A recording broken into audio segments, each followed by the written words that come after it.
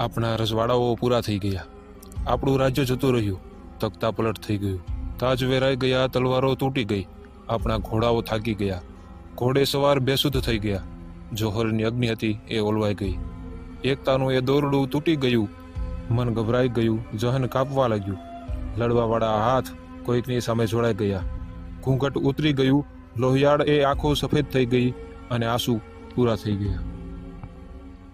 અને આ બધાથી વધીને આપણા ભગવાન આપણાથી રૂઠી ગયા. વધી ગઈ તો ખોટી મૂછો, દારૂની લત અને અલગ અટકોમાં વહેંચાયેલો સમાજ અને તેની નિંદા કરતા મૂર્ખો. રાજકીય પાર્ટીઓના પોપટ વધ્યા, ઘર ભરવાવાળા શેઠ વધ્યા, શેઠા માટે લડતા ભાઈઓ વધ્યા. અને એ બધાથી વધીને કોઈ બચી ગયા તો એ સમાજની સ્થિતિ માટે આંસુ વહાતા સમાજના રક્ષક. આ રક્ષકોએ લાઠીઓ ખાધી. કોના માટે? પોતાના ઇતિહાસ માટે. 1400 વર્ષના ગૌરવપૂર્ણ ઇતિહાસને 14 વર્ષમાં ચોરી લીધો.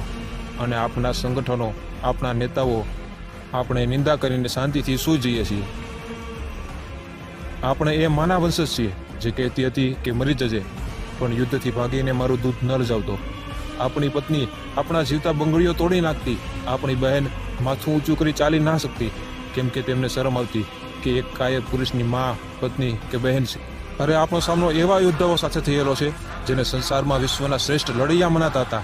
મા ભવાનીની સોગંદ ખાઈને કહું છું કે આપણે બધાને ધૂળ ચાટતા કરેલા છે જ્યારે આપણા ખાલી એક મુઠ્ઠી પર માણસો હતા.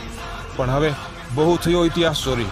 હવે આપણે સાથે મળીને લડવાનું છે જેથી આપણી પેઢી માથું ઊંચું કરી ચાલી શકે.